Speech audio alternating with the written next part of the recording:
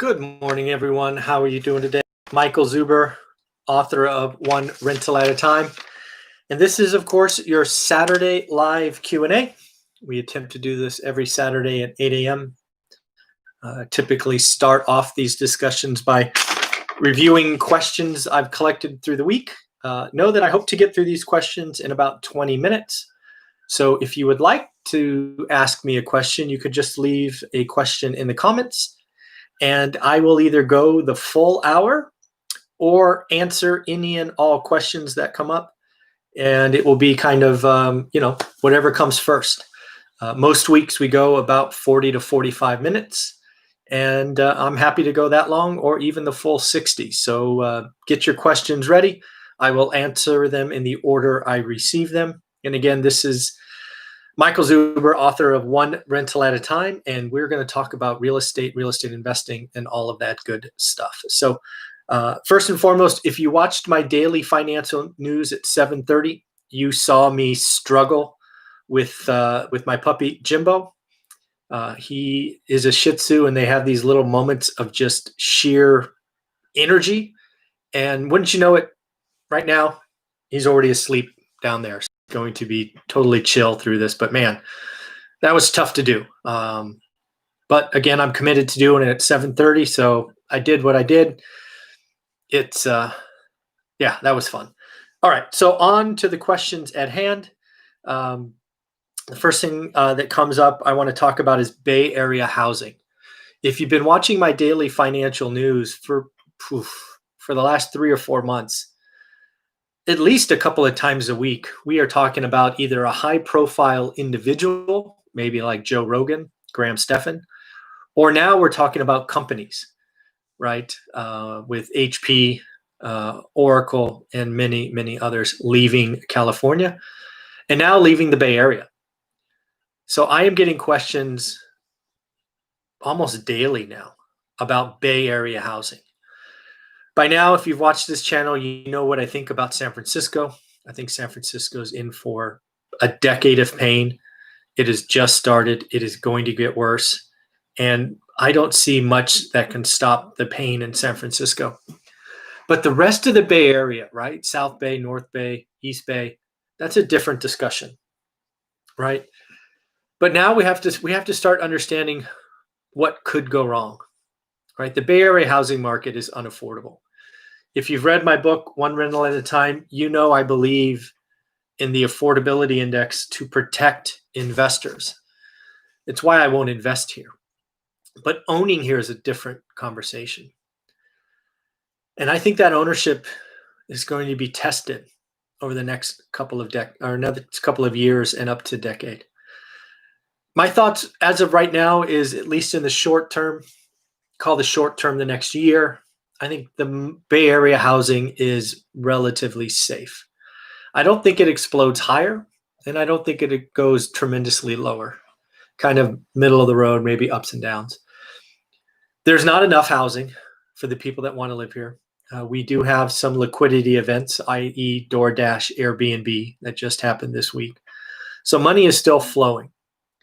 But it is going to be interesting to see what employers do, right? Right now you hear Oracle and HP basically saying, hey, we're going to consolidate campuses. Our headquarters are going to be in Texas, Austin, and Houston specifically. But I've been in those meetings. I've been those executives who are sitting around a table looking at how they can control costs. And I promise you, both those companies and many others are very quickly going to start to say, do we continue to hire in California? What jobs do we want to import from California, right? Let's incent our employees to move to Texas.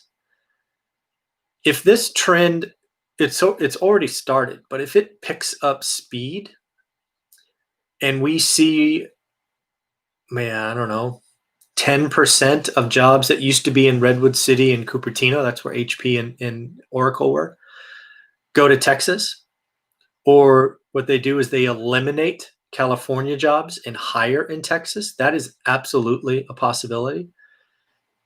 It shouldn't be any surprise to you that it's cheaper to hire an accountant in Texas than it is Redwood City. Redwood City is right in smack dab in stupid priced real estate. I don't know for sure, but I got to imagine accountants at Redwood City making six figures. An accountant in Texas probably makes 70 grand. You do that 100 times, that's real money. So I suspect the Bay Area is in trouble. But where I really see the pain, right? If you already own here in the Bay, you don't want to go anywhere. You're like here, you like the weather, you like all that stuff. It'd probably take a lot for you to get up and move. But here's the problem. I do believe we're going to lose the next generation. I've been in the Bay for nearly 50 years. And what happens is you get these college graduates that roll out every year. And it's just that next, three buddies. It's the next Facebook, right? 3, 4, 5 people house hacking a house, building something in their garage. All of that serendipity and all those meetings. I think the Silicon Valley is going to lose its cachet. In addition to that, Sand Hill Road, right? These VCs, they're moving. They're picking up shop and going. And that is like oxygen, right? The venture capitals, the VCs of Sand Hill Road are like oxygen to the Bay Area. And they're leaving. So in short, I think San Francisco is in trouble.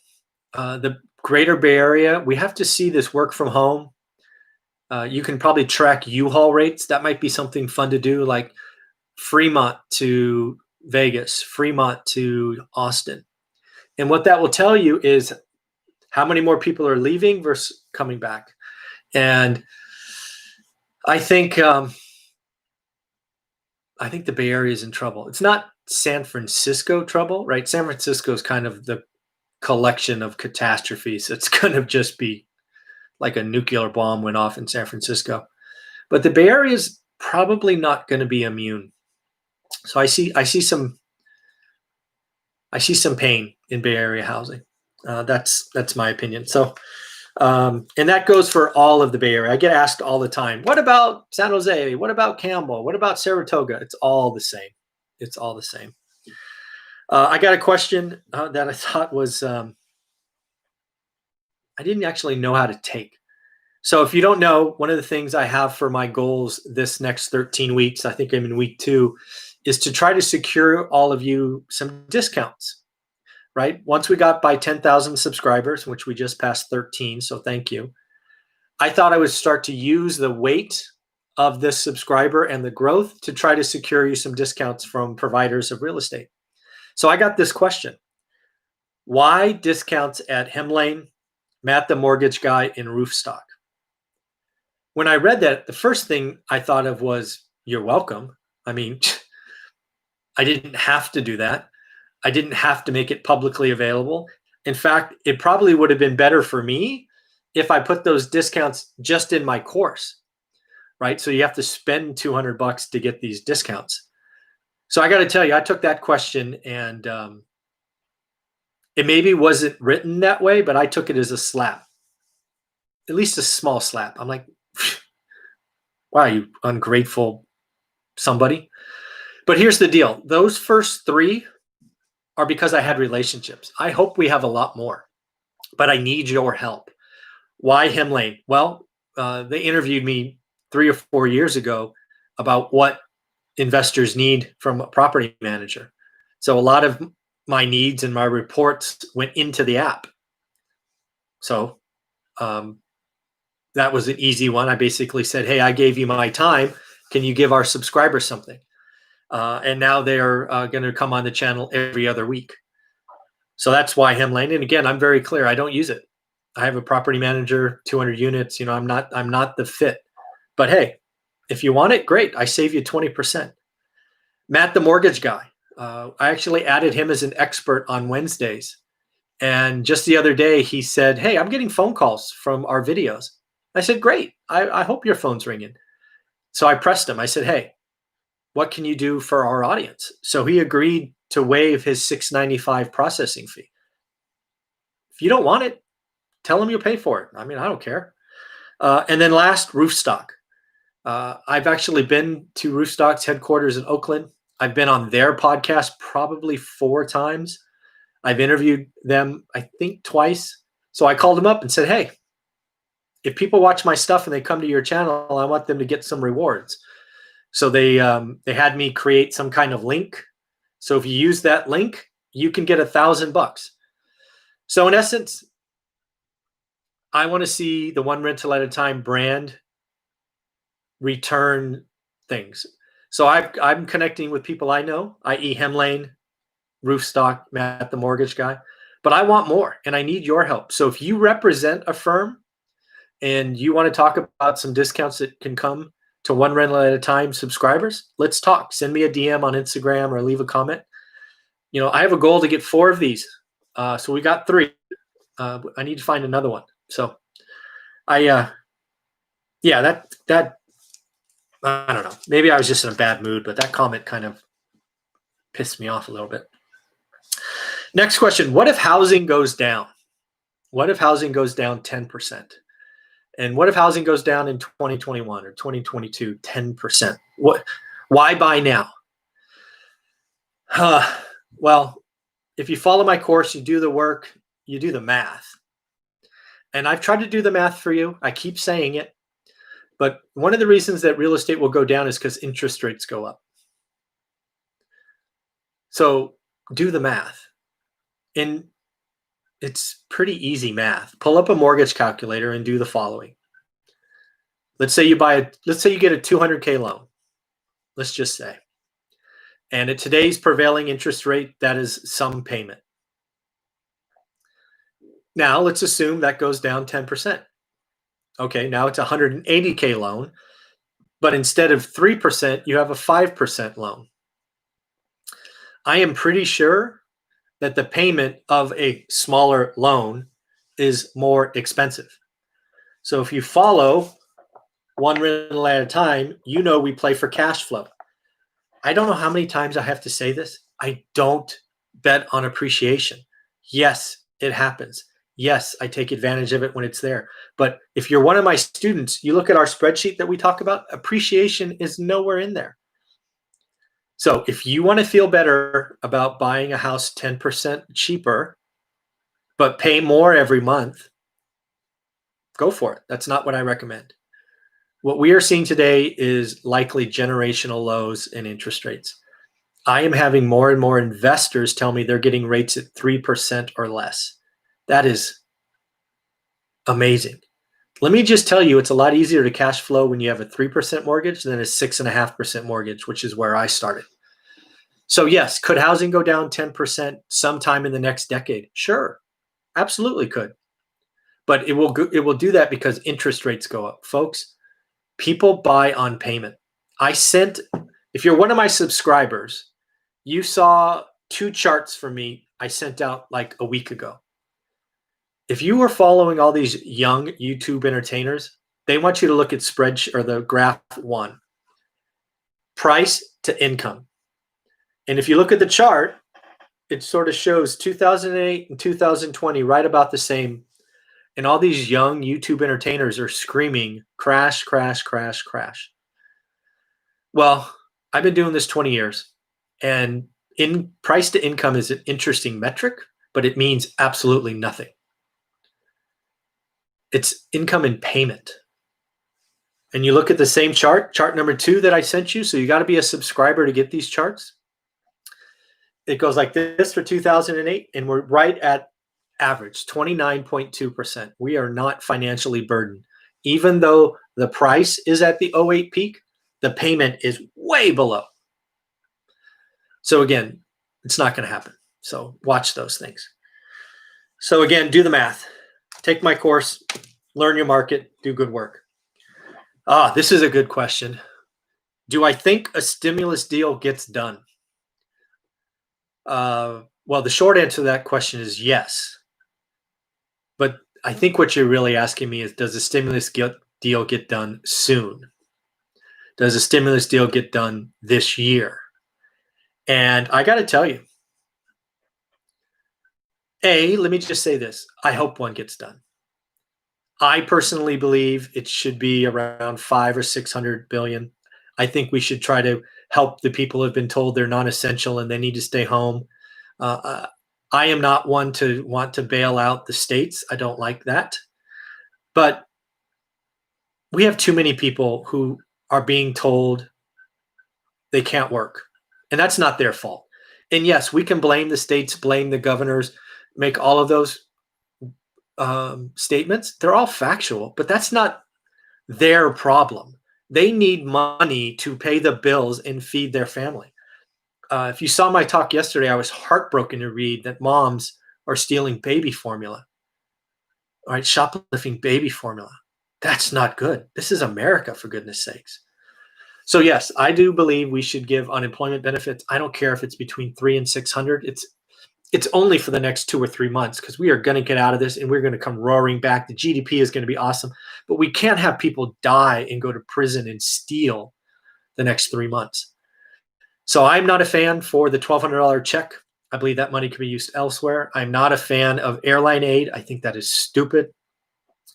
I'm not a fan of aid to the states, but I am a fan of unemployment. And frankly, I'd give the 600 and just stop it. Just call it a day. It's only 3 more months. But if 300 or 400 is approved, it's not gonna make a difference. But yeah, so that's my thought. But back to the question: do I think one gets done? It all comes back to that state aid. Nobody wants to say it, but that's the one that's the red line in the sand. The Senate is not going to approve any stimulus that includes billions of dollars for states. They're just not. So do the Democrats give that up and then they, look at this as a down payment? Or do they just hold out and just keep blaming the Senate for nothing? I don't know. I've got no faith in Congress. I probably, I don't know. I have no faith. So no, I'm going to say no. I don't think a stimulus deal gets done this year. God, I hope I'm wrong. That feels terrible to say. Oh, I'm just checking off questions. That's what I'm doing here. Oh, I got a question. Thoughts on the K-shaped economy?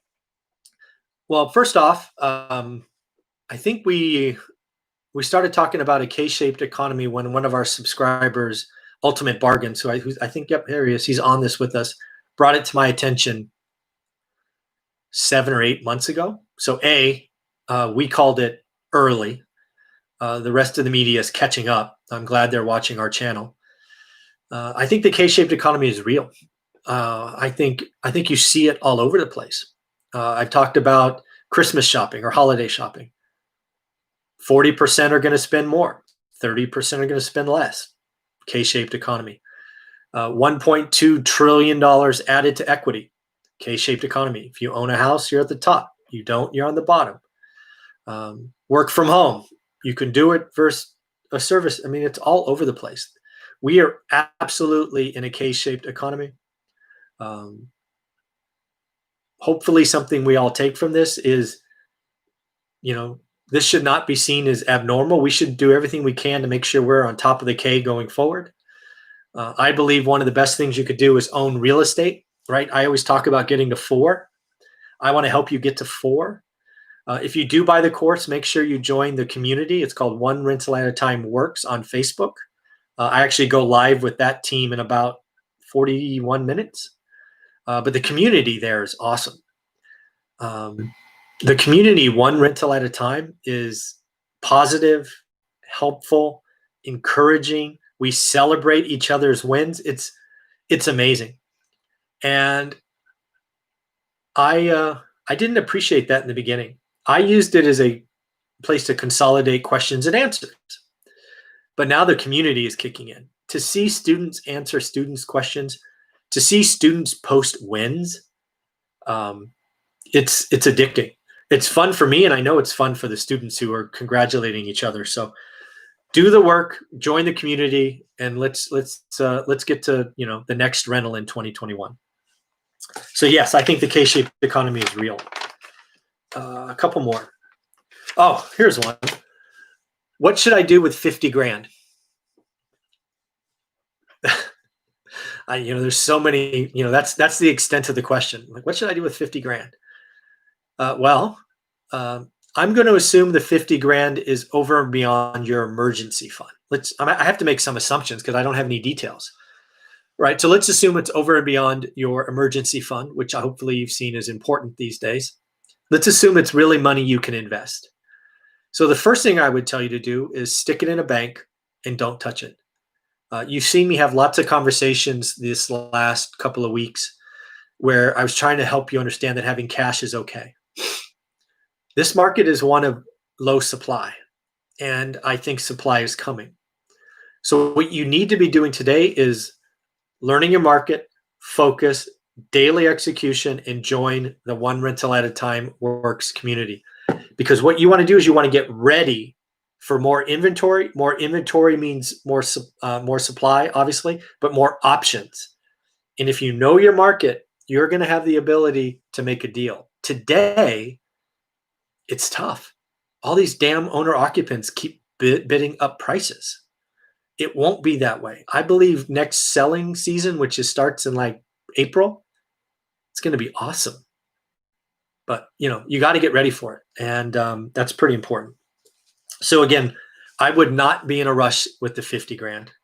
I have more than that, and I'm just letting it sit there. Even if it clicked zero, you just wait. You got to do your homework. Look every day. I'm still writing offers. I'm not getting anything, but I'm writing offers because I know what a good or great deal is.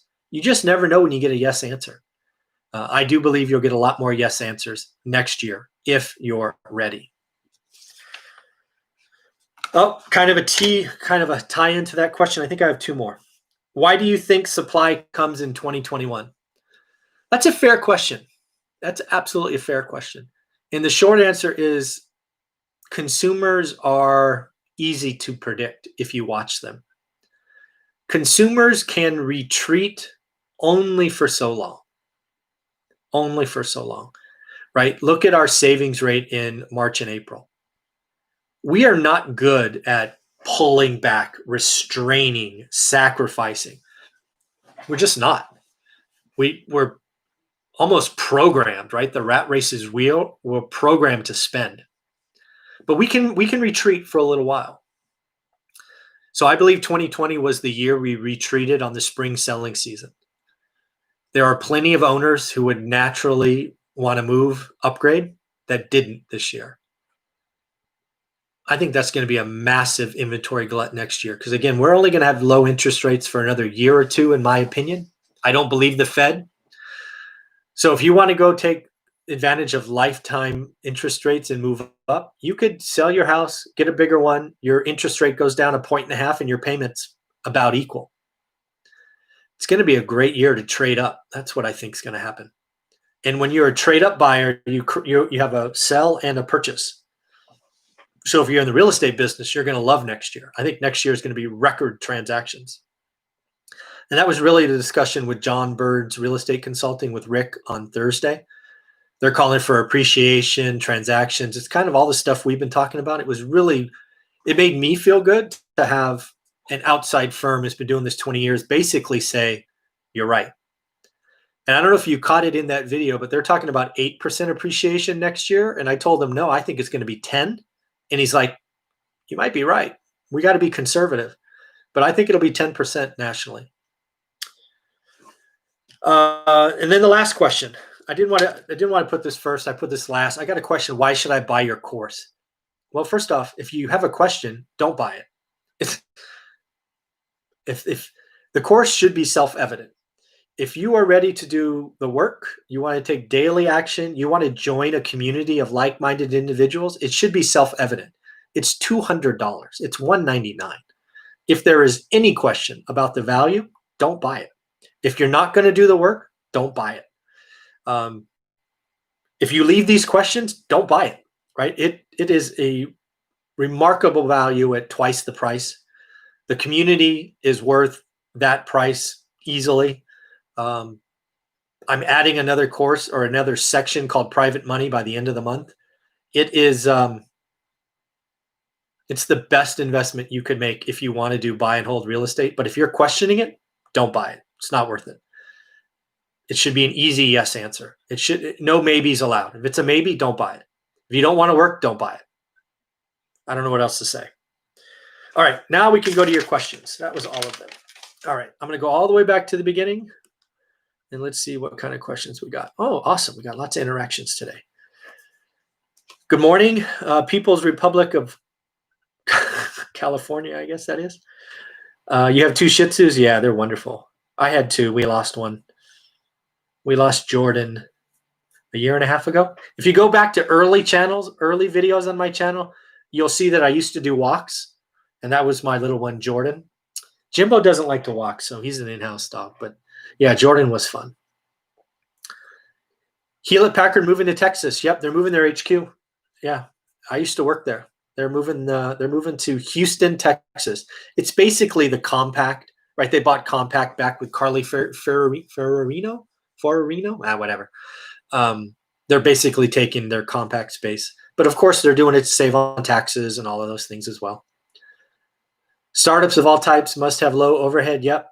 Well, historically speaking, they basically traded a little bit higher overhead for more talent. That was always the argument for the Silicon Valley. Silicon Valley has the largest talent pool, and this was for engineers, computer scientists, things of that nature. Man, if we lose that, which is definitely a risk, watch out, Bay Area. Yes, San Francisco is in big trouble. Hello, everyone. Daniel, excited for the Facebook group chat this morning. Yep, I'll be on there in about 34 minutes. Yeah, no slowdown in prices. It's an inventory problem today, Daniel. Some markets are starting to see slowdown, so it'll be interesting to see what other people think. Yeah, it's an interesting time. My market's not slowing down yet. You left 25 years ago. Gotcha. Where'd you go? Leaving California. Where'd you trade California in for? 2021, 22 bankruptcy years. Okay. Yep. Okay.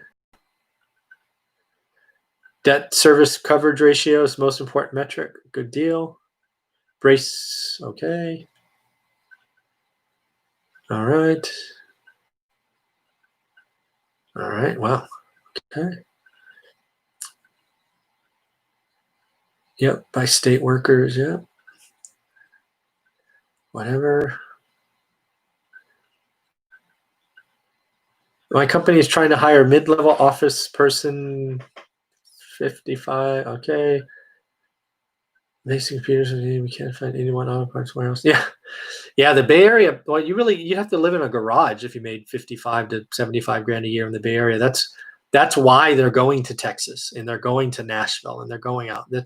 Bay Area's got a problem. Okay.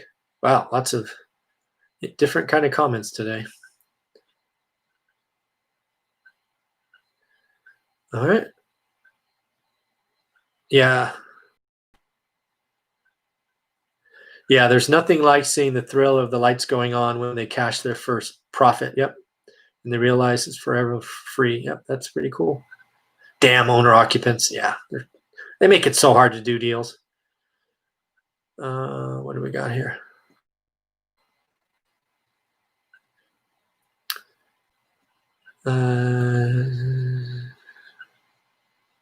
Cool.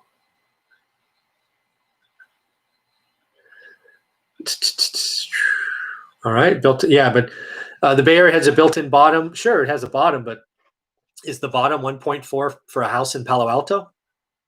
I don't know. I don't know where the bottom is. I agree with you. It has one. I agree with you. It's higher than other areas.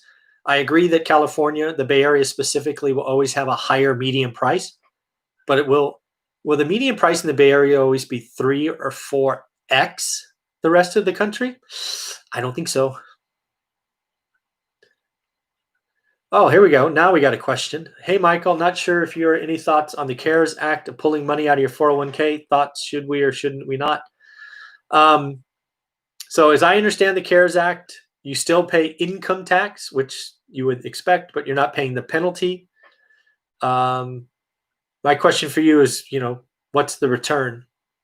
I always borrowed against my 401k. Obviously, the CARES Act wasn't around when I did that. I found my 401k to be very useful. Would I do it today? Yeah, I would. I would take the money today. But again, I'm not a big fan of stocks. I only did the 401k for the company match. Um, yeah, I don't know what Larry. I don't know your full financial picture. Right? Do you have money? Can you borrow against it instead? There's lots of other questions that should be answered. I can only answer what I would do. If I was still employed, I was early in the cycle, I would go get that money. That's just me. If prices collapse in the Bay Area, there will be bargain hunters. Sure, of course, just like everywhere. My wife can PhD.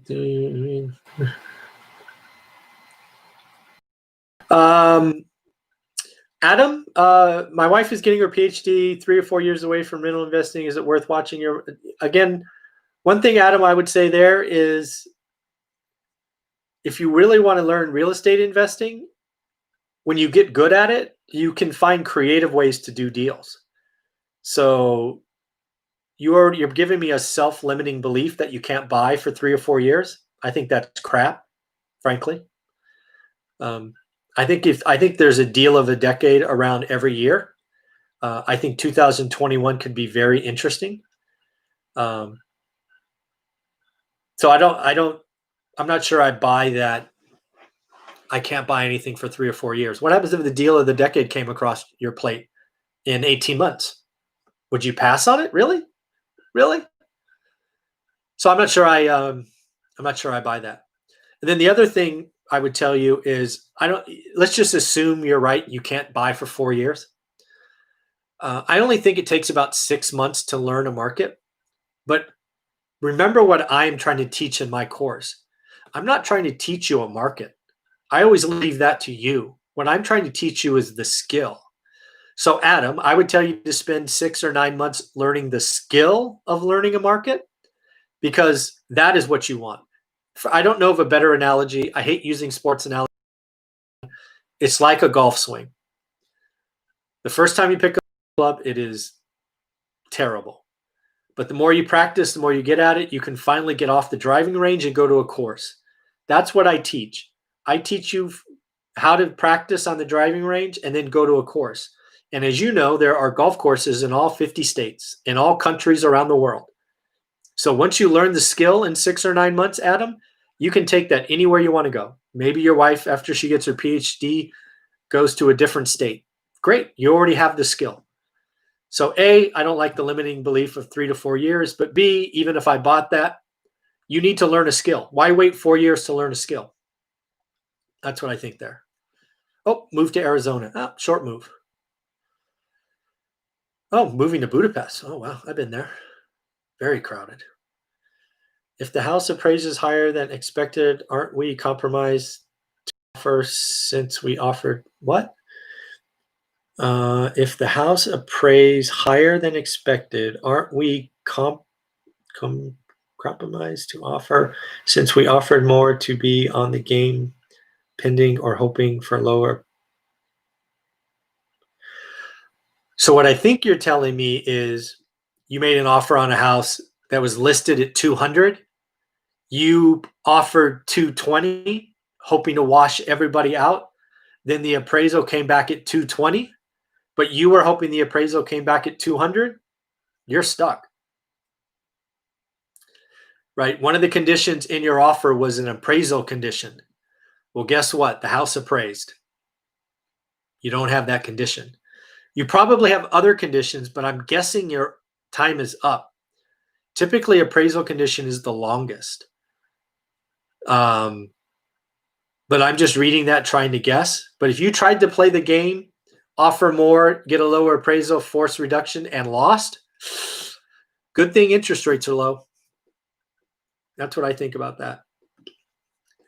Do you think the population in California will decline from 39 million? Will foreigners make up the difference? I think that's the wrong question.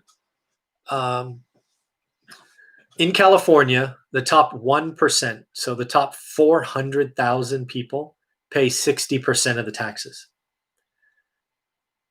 I don't mean this to sound bad, but it really doesn't matter what happens to the 38.4 million people. or 38.6 million people. It's what percentage of those 400,000 leave? My guess is 20 to 25% leave. And that's going to have a huge impact. So I don't give a rat's ass about the 39 million. It's the 1%. The 1% have financial options. They're Elon Musk, right? Number 2 in the world for net worth. He's like, screw it. I'm going to sell my Southern California compound, for a gazillion dollars, and I'm going to move to Austin, Texas. It's Joe Rogan. Before he signs his Spotify contract, he goes from LA to, I don't know, Texas. I don't know, Austin, I guess. I don't know where. It's Graham Stephan, who makes $1 million a month, going, you know what? I'm going to go to Vegas. So the 39 million is the wrong question. It's where do the 1% go? And I think they leave. Why stay? San Francisco just enacted a wealth tax. Why stay in California if you have options? Yep.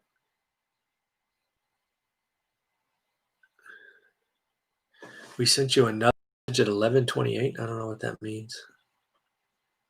Did I miss it? Whatever.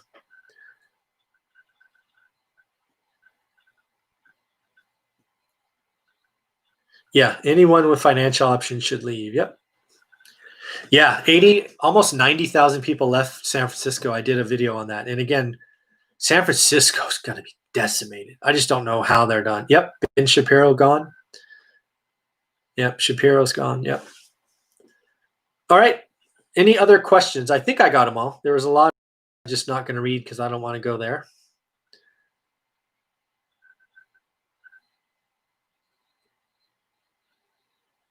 Oh, that's a good question I think I missed. With the amount of folks out of work, will there really be a lot of home purchasing during 2021? Sounds like a small group will own all the properties. Thoughts? Well, again, going back to one of my opening questions, the K-shaped economy.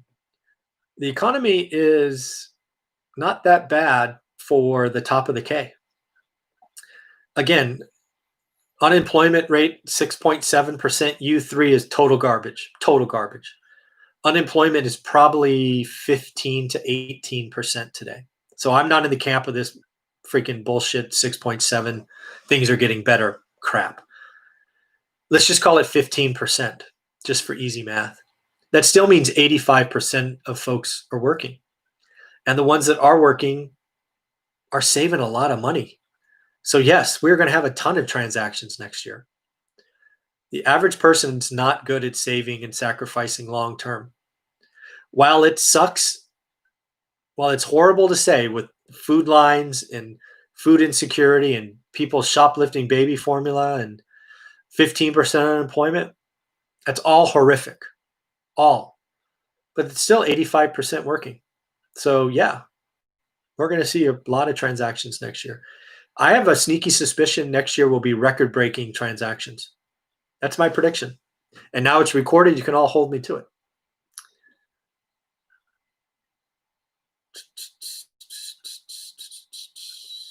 Did I miss any questions? Feel free to ask more questions. I'm just trying to see if I missed any. I'm sorry I missed that one from BK the Rockies. I missed that one for some reason. I think I got them all.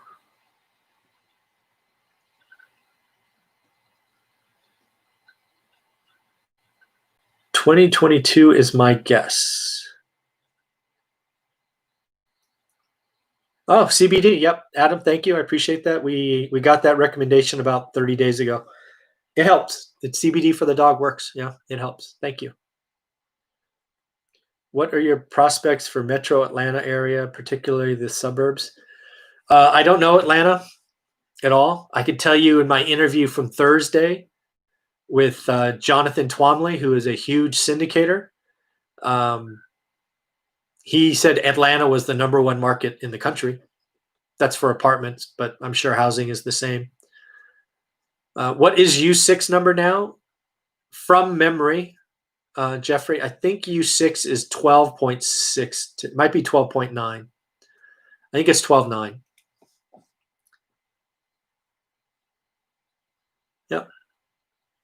Okay, guys. Well, thank you very much for today. I hope this was useful. I always like live Q&A day. I don't like all the political nonsense. I'm in the middle. All that stuff bothers me, but whatever. But yeah, I think we had a good conversation. I'm always here for you. We'll do it again next Saturday at 8 a.m. I'm going to take 20 minutes in our Facebook group. Again, don't buy the course unless you want to work and you want to be in a community that's very positive and very supporting. Take care, everyone. Bye.